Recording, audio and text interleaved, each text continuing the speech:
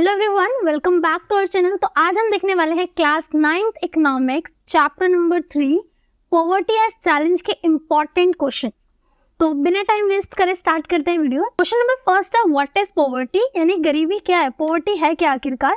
तो इसका आंसर है poverty is a situation in which a person is unable to get the minimum basic necessities of life, that is food, clothing, shelter. तो poverty एक ऐसी situation होती है life की जहाँ पे एक पर्सन अपनी लाइफ की जो बेसिक नेसेसिटीज होती है उनको भी अफोर्ड नहीं कर पाता, इसी को बोला जाता है पॉवर्टी। यानी जब लाइफ की जो बेसिक चीजें आप उनको ना खरीद पाओ, जैसे कि फूड हो गया, क्लोथिंग हो गया या फिर शेल्टर हो गया, आप इन सारी चीजों को अफोर्ड ना कर पाओ, तो इसका मतलब you are in poverty. Next question है question number second, what is BPL और व्हाट इज पॉवर्टी लाइन। ये बीपीएल या फिर पॉवर्टी लाइन क्या है। अब देखो, ये तो पता है हमें पॉवर्टी क्या होती है, लेकिन अब गवर्नमेंट के लिए कितना डिफिकल्ट हो जाएगा ना ये आइडेंटिफाई करना कि कौन पुअर है और कौन पुअर नहीं है, किसको पॉवर्टी लाइन में रखना है, किसको पॉवर्टी लाइन में नहीं रखना है। तो इसको मेजर करने के लिए, इस चीज को चेक करने के लिए कि कौन पॉवर्टी लाइन में आएगा और कौन पॉवर्टी लाइन में नहीं आएगा, इसके लिए हमारे पास एक टूल है जिसको हम बोलते हैं बीपीएल, यानी कि बिलो पॉवर्टी लाइन। इसका आंसर है, in India the concept of poverty line is used as a measure of absolute poverty. यानी कि इंडिया में ये चेक करने के लिए कि कौन पर्सन पॉवर्टी में है और कौन पर्सन पॉवर्टी में नहीं है, उसके लिए पॉवर्टी लाइन का यूज किया जाता है। सो बीपीएल यानी कि below poverty line is a line in which demarcate the people who are living below the poverty from those who are living above the poverty line। यानी वही बोल रखा है यहाँ पे कि जो बिलो पॉवर्टी लाइन है बेसिकली क्या करते हैं, डिफरेंशिएट करते हैं कि कौन लोग पॉवर्टी लाइन से ऊपर है और कौन लोग पॉवर्टी लाइन के नीचे है। तो सिंपल शॉर्ट में बोलूँ तो BPL is a tool which we use to differentiate who are below the poverty line and who are above the poverty line. Question number third है, discuss the major reason for poverty in India. India में गरीबी के खास reason क्या है, main reason क्या है। सबसे पहला पॉइंट है यहाँ पे लेक ऑफ इंडस्ट्रियलाइजेशन। यहाँ पे जो इंडस्ट्रियलाइजेशन है उसकी कमी है, यानी कि हमारे यहाँ पे इंडस्ट्रीज इतनी ज़्यादा है ही नहीं और इसकी वजह से यहाँ पे गरीबी बहुत ज़्यादा है। अब देखो, किसी भी कंट्री में ना इंडस्ट्रीज का होना बहुत ज़रूरी है। क्यों? क्योंकि जो इंडस्ट्रीज होती है ना वो एम्प्लॉयमेंट प्रोवाइड करती है और एम्प्लॉयमेंट से क्या होता है, पॉवर्टी रिड्यूस होती है। अब जब हमारी कंट्री में इंडस्ट्रियलाइजेशन ही कम है तो कहीं ना कहीं गरीबी तो होगी। India is a very backward from the industrial point of view. अब अगर इंडस्ट्रियल पॉइंट ऑफ व्यू से इंडिया को देखा जाए तो इंडिया बहुत बैकवर्ड है। Hardly 3% of the total working population is engage in the large scale industries.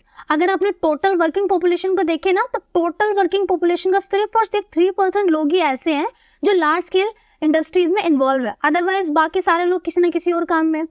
अगला है ओवर डिपेंडेंस ऑन एग्रीकल्चर। हमारे यहाँ पे बहुत ज़्यादा जनसंख्या जो है एग्रीकल्चर पे ही डिपेंड है। तो मैं बोल सकती हूँ कि एग्रीकल्चर पे ओवर डिपेंडेंस है, हद से ज़्यादा हम लोग डिपेंड हो रखे हैं। इसका एक्सप्लेनेशन देखो, even after more than 60 years of independence, more than 60% of our total population still depends on agriculture for its livelihood। Independence के 60 साल बाद भी हमारी 60% से ज़्यादा की जो जनसंख्या है वो अभी भी एग्रीकल्चर पे ही डिपेंड करती है। इतना कुछ डेवलप होने के बाद भी, अब इतनी सारी चीज़ें होने के बाद भी अभी भी हम लोग एग्रीकल्चर पे ही डिपेंड करते हैं अपने लाइवलीहुड के लिए, अपने सर्वाइवल के लिए, अपना कमाने के लिए। Due to shortage of imports or agriculture is backward. और वहीं पे अपने एग्रीकल्चर की बात करूँ तो हमारा जो एग्रीकल्चर है वो भी कहीं ना कहीं बैकवर्ड है। बैकवर्ड क्यों है? क्योंकि यहाँ पे जो इनपुट्स की ज़रूरत होती है, वो मटेरियल जो एग्रीकल्चर के लिए ज़रूरी होते हैं वो हमारे पास है ही नहीं, और इस वजह से हमारा एग्रीकल्चर सेक्टर भी इतना अच्छा नहीं है और इवन हमारे जो जनसंख्या है वो भी सारी की सारी एग्रीकल्चर सेक्टर पे ही डिपेंडेंट है। इस वजह से हमारी कंट्री में जो पॉवर्टी है वो कहीं ना कहीं बढ़ रही है। नेक्स्ट पॉइंट क्या है? नेक्स्ट पॉइंट है इन्फ्लेशनरी प्रेशर। इन्फ्लेशनरी प्रेशर का मतलब है यानी महंगाई का बढ़ना। Upward trend in price adversely effect the poor section of the society. अब देखो, जब महंगाई बढ़ती है ना, जब प्राइस बढ़ते हैं चीज़ों के, तो इससे जो हमारे पुअर सेक्शन ऑफ सोसाइटी होता है ना उसको बहुत नेगेटिवली इफेक्ट पड़ता है। जो रिच सेक्शन है यानी जो अमीर लोग हैं उन पे इतना इफेक्ट नहीं पड़ता। आप खुद ही सोचो, कोई भी एक मटेरियल है, कोई भी एक चीज़ है, उसका प्राइस 10 रुपये बढ़ जाए, 20 रुपये बढ़ जाए, 30 रुपये बढ़ जाए, उनको कोई इफेक्ट नहीं पड़ने वाला। लेकिन वहीं पे पुअर सेक्शन के लिए 5 रुपये बढ़ना किसी भी आइटम पे, 10 रुपये बढ़ना, ये भी बहुत बड़ी बात होती है। तो वही चीज़ें यहाँ पे जो इन्फ्लेशनरी प्रेशर है वो कहीं ना कहीं जो हमारा पुअर सेक्शन है सोसाइटी का उस पर बहुत ज़्यादा नेगेटिव इफेक्ट डालता है। अगली चीज़ क्या यहाँ पे, अनएम्प्लॉयमेंट, बेरोजगारी। Due to lack of job opportunities more than 90 lakh of our total working force is unemployed.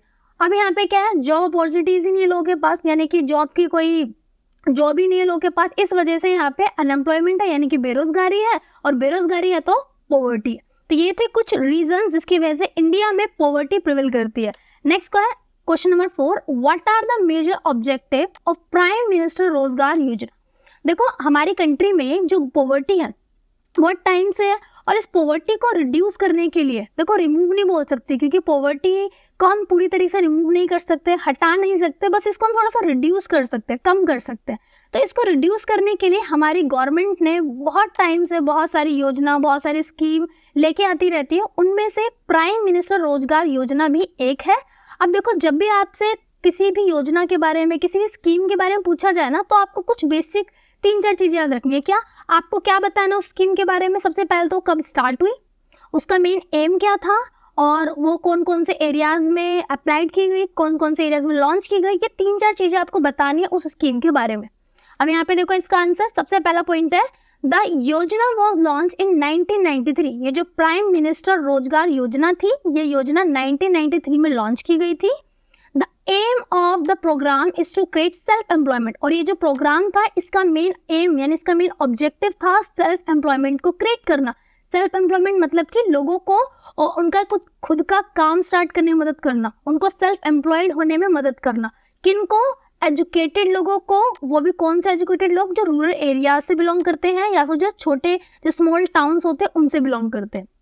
अगला पॉइंट है under this unemployed are help in setting up small scale and industries. अब यहाँ पे क्या बता रखा है, इस योजना के अंतर्गत क्या हुआ था, जो स्मॉल स्केल बिजनेसेस होते हैं या फिर छोटी छोटी इंडस्ट्रीज होती है उनको स्टैब्लिश करने में मदद करी थी। नेक्स्ट क्वेश्चन देखते हैं, question number 5, which of the main factor responsible for the reduction of poverty in the following states.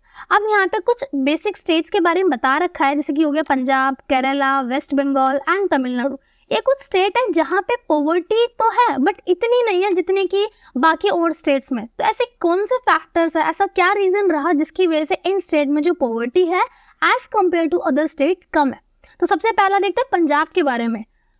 Poverty has been reduced due to high agriculture growth rate. अब ये जो पंजाब है ना, यहाँ पे एग्रीकल्चर ग्रोथ रेट काफी हाई रहा है, यहाँ पे एग्रीकल्चर ग्रोथ रेट हाई है, इस वजह से यहाँ पे पॉवर्टी नहीं है। एग्रीकल्चर ग्रोथ बहुत ज्यादा हाई है, अच्छा प्रोडक्शन होता है, जिसकी वजह से लोग क्या करते हैं, उस प्रोडक्शन को मार्केट में जाके बेचते हैं, अच्छा खासा पैसा कमाते हैं यहाँ पे, इसलिए गरीबी नहीं है इतनी ज्यादा। और क्या रीजन है यहाँ पे इतना अच्छा एग्रीकल्चर ग्रोथ होने की वजह से, यहाँ पे मेन रीजन ये है इसका, क्योंकि जो पंजाब है यहाँ पे है काफी सारी नदियाँ, और इन नदियों की वजह से जो वहाँ की मिट्टी है वो काफी ज्यादा फर्टाइल है, और मिट्टी जब इतनी ज्यादा फर्टाइल है, इवन वहाँ पे इरिगेशन की फैसिलिटीज भी बहुत ज्यादा अच्छे तरीके से अवेलेबल है, और इसी वजह से यहाँ पे एग्रीकल्चर ग्रोथ बहुत ज्यादा है, और एग्रीकल्चर ग्रोथ बहुत ज्यादा होने की वजह से यहाँ पे पॉवर्टी कम है। अगला पॉइंट देखते हैं, अगला केरला के बारे में कि केरला में गरीबी कम क्यों हुई। Poverty has been reduced through human resource development. यहाँ पे पॉवर्टी इसलिए कम है क्योंकि यहाँ पे इन लोगों ने ह्यूमन रिसोर्स डेवलपमेंट पे ध्यान दिया। यहाँ पे जो ह्यूमन रिसोर्स है, यानी जो हमारी ह्यूमन कैपिटल है, ये काफी डेवलप है। और ये डेवलप क्यों है, क्योंकि जो केरला है यहाँ के लोग बहुत ज्यादा एजुकेटेड है, इनको बहुत ज्यादा नॉलेज है, इस वजह से यहाँ का ह्यूमन रिसोर्स काफी डेवलप है। और अगर ह्यूमन रिसोर्स आपका डेवलप है ना, तो पॉवर्टी तो अपने आप ही रिड्यूस हो जाएगी। अगला पॉइंट है यहाँ पे वेस्ट बंगाल।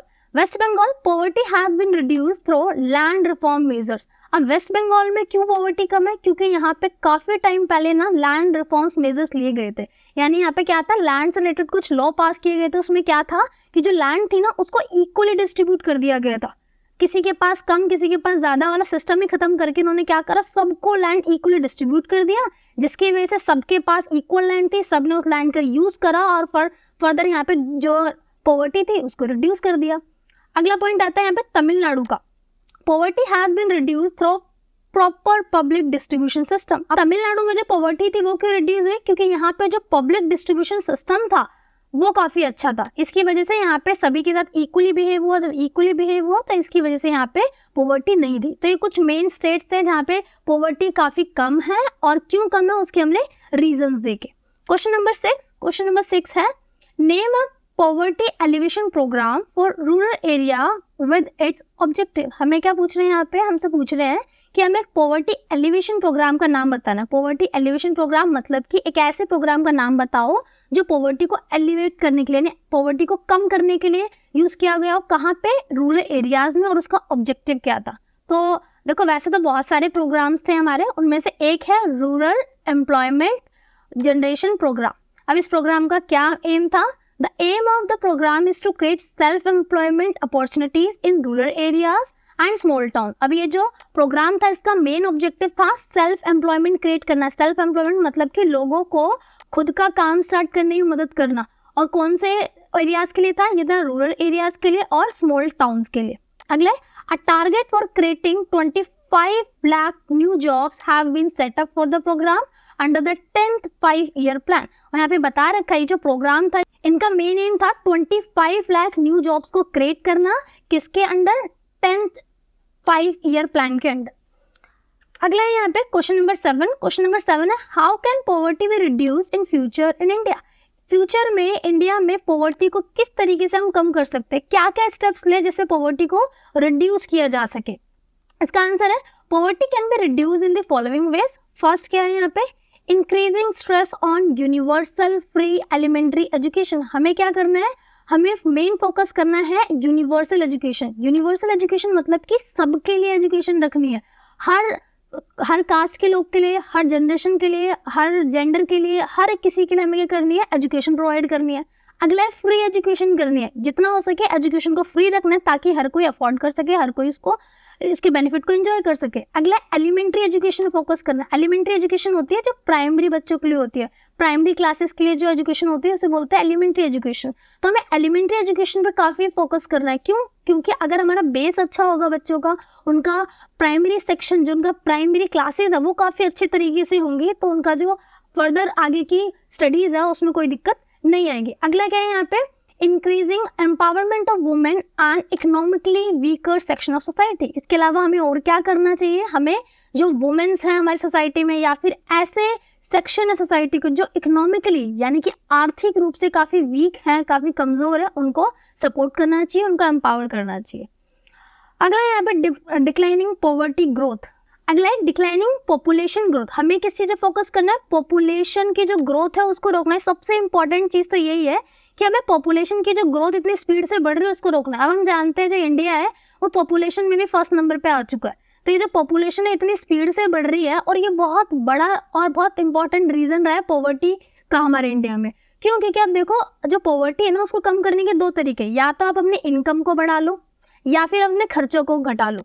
अब यहाँ पे देखो हम लोग कोशिश तो कर रहे हैं इनकम बढ़ाने की, लेकिन साथ साथ हमारे एक्सपेंडिचर भी तो बढ़ रहे हैं, हमारे खर्चे भी तो बढ़ रहे हैं। और खर्चे क्यों बढ़ रहे हैं? क्योंकि हमारी पॉपुलेशन बढ़ रही है, घर में कमाने वाला 1 और खाने वाले 10। तो इस तरीके से यहाँ पे क्या है? पॉपुलेशन बहुत ज़्यादा है जिसकी वजह से पॉवर्टी भी बहुत ज़्यादा इंक्रीज हो रही है।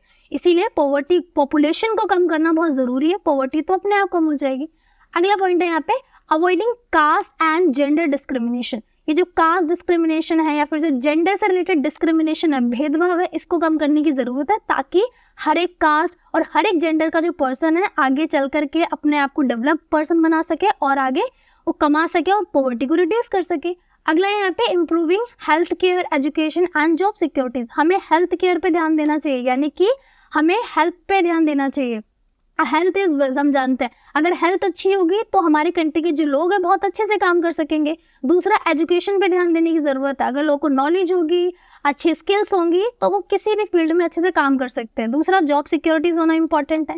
लास्ट पॉइंट देखते हैं, removing inequalities of wealth among people. लोगों के बीच में जो इनइक्वालिटीज है, किसको लेके? वेल्थ को लेकर के, इसको हटाना, इसको रिमूव करना बहुत ज़रूरी है ताकि इंडिया से पॉवर्टी को इन फ्यूचर रिड्यूस किया जा सके। अगला क्वेश्चन है question number 8, discuss any 3 government program for poverty alleviation. ये क्वेश्चन बहुत इंपॉर्टेंट है। क्यों? क्योंकि इस क्वेश्चन में बोल रखा है 3 गवर्नमेंट प्रोग्राम्स के बारे में पूछ रखा है। वो भी कौन से प्रोग्राम जो पॉवर्टी को एलिवेट करने के लिए यानी पॉवर्टी को रिड्यूस करने के लिए यूज करे गए हो। तो यहाँ पे 3 प्रोग्राम्स की बात करेंगे और एग्जाम में अक्सर होता है कि एक ना एक प्रोग्राम के बारे में एक्सप्लेन करने के लिए दे देते हैं। तो यहाँ पे हम 3 प्रोग्राम्स देखेंगे, तीनों में से कोई भी एक आ जाता है तो अच्छी बात है। तो सबसे पहली योजना है हमारी प्राइम मिनिस्टर रोजगार योजना। These schemes have been started for the welfare of the educated unemployed in urban areas। ये जो स्कीम थी ये किसके लिए लेके आई गई थी? ये लेके आई गई थी ऐसे लोगों के लिए जो एजुकेटेड थे बट अनएम्प्लॉयड थे। और इसमें क्या था? इसमें मेन फोकस किया गया था लोगों को सेल्फ एम्प्लॉयमेंट प्रोवाइड करने में, सेल्फ एम्प्लॉयमेंट मतलब कि उनको खुद का अपना काम स्टार्ट करने के लिए सपोर्ट करने के लिए ये जो स्कीम थी लेके आई गई थी। दूसरी चीज, ये जो स्कीम थी इसमें youth belonging to the weaker section of society are given more priority. इसमें क्या था, ऐसे यूथ जो कि हमारे सोसाइटी के वीकर सेक्शन से बिलोंग करते हैं उनको ज़्यादा प्रायोरिटी दी गई थी, उनके लिए ज़्यादा अच्छी अपॉर्चुनिटीज रखी गई थी। अगला है यहाँ पे second, employment assurance scheme. Employment assurance scheme क्या है? These were launch in 1999 to create wage employment to families below poverty line. अब ये जो हमारी स्कीम थी एम्प्लॉयमेंट एश्योरेंस स्कीम, ये जो स्कीम थी ये बेसिकली 1999 में लॉन्च करी गई थी। किस लिए लॉन्च करी गई थी? ये उन फैमिलीज के लिए लॉन्च करी गई थी जहाँ पे पॉवर्टी लाइन से लोग नीचे हैं, to improve the quality of life in the rural areas. और ये रूरल एरियाज में लेके आई गई थी किस लिए? ताकि लोगों की जो क्वालिटी ऑफ लाइफ है यानी जो स्टैंडर्ड ऑफ लिविंग है उसको इम्प्रूव किया जा सके। अगली और लास्ट स्कीम है इसकी जवाहर ग्राम समृद्धि योजना। जवाहर ग्राम समृद्धि योजना क्या थी? The objective of this program is to generate gainful employment for the unemployed and under employed man and women in rural areas. अब यहाँ पे क्या था, ये जो जवाहर ग्राम समृद्धि योजना थी इसका मेन ऑब्जेक्टिव था एक एम्प्लॉयमेंट जनरेट करना। किनके लिए? ऐसे लोगों के लिए जो अनएम्प्लॉयड है या फिर अंडर एम्प्लॉयड है, चाहे मैन हो या वुमेन हो। किस एरिया में? रूरल एरिया में।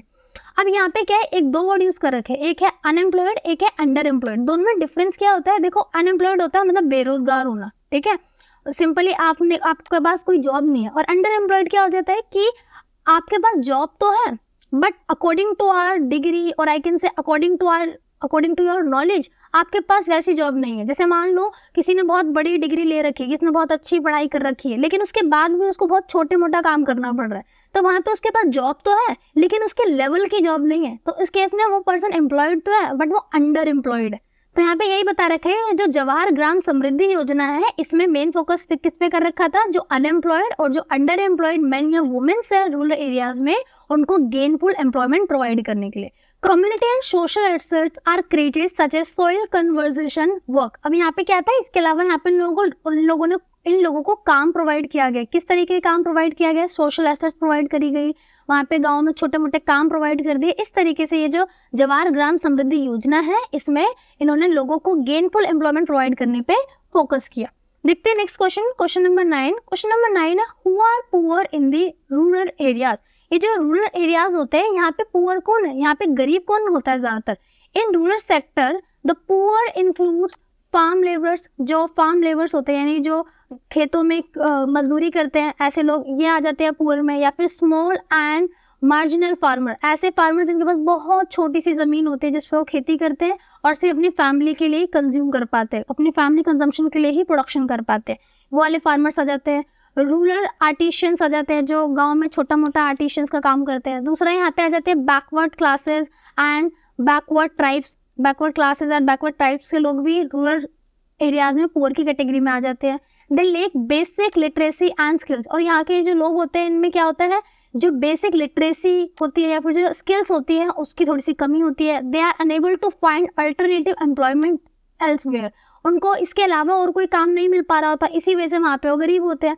They generally become victim of village money lender. और अक्सर क्या होता है, इन्हीं रीजन की वजह से ये लोग क्या होते हैं, जो गाँव में मनी लेंडर्स होते हैं उनके झांसे में आ जाता है, ये बोल दूं उनके जाल में फंस जाते हैं। कैसे? क्योंकि ये लोग जो होते हैं पुअर फैमिली से बिलोंग करते हैं। अब ये जो मनी लेंडर्स क्या होते हैं, इन लोगों को देते हैं लोन, ये लोन प्रोवाइड करते हैं और उसके बाद में ये लोग बहुत ज़्यादा इंटरेस्ट चार्ज करते हैं। और ये लोग इतने पढ़े लिखे भी नहीं होते जिसकी वजह से जो मनी लेंडर्स होते हैं इनका काफ़ी ज़्यादा फायदा उठा लेते हैं। अगला question number 10, last question, who are poor in urban area. वो तो हमने रूरल एरिया की बात करी थी, अर्बन एरिया में यानी जो अर्बन सेक्टर है वहाँ पे पुअर कौन है? तो in the urban sector the poor consist of rickshaw वाला। यहाँ पे कौन कौन आ जाता है? जैसे कि रिक्शा पुलर हो जाते हैं, ठीक है, कॉबलर्स हो गए, स्ट्रीट वेंडर हो गए। स्ट्रीट वेंडर कौन? जो गली में सामान बेचते हैं, ठीक है, पेटी self 13 employed person, domestic servant, low paid workers working in factories और इन अदर ऑक्यूपेशन। जैसे कि कोई फैक्ट्री में काम कर रहा है, छोटी मोटी इंडस्ट्री में काम कर रहा है, एज अ सर्वेंट काम कर रहा है, तो ये सारे लोग आ जाते हैं अर्बन सेक्टर में एज अ पुअर। अगला आ जाता है they reside in poor localities where the conditions of living are very poor. और ये लोग अक्सर ऐसी जगहों में रहते हैं जहाँ पर जो कंडीशंस होती है, लिविंग कंडीशंस होती है, बहुत ज़्यादा अच्छी नहीं होती। तो ये थे वो लोग जो अर्बन सेक्टर में पुअर की कैटेगरी में आते हैं। तो ये थे 10 important questions of chapter number 3 poverty as challenge. ऐसे और वीडियोस के लिए हमारे चैनल को सब्सक्राइब करना ना भूलें। तब तक के लिए बाय बाय।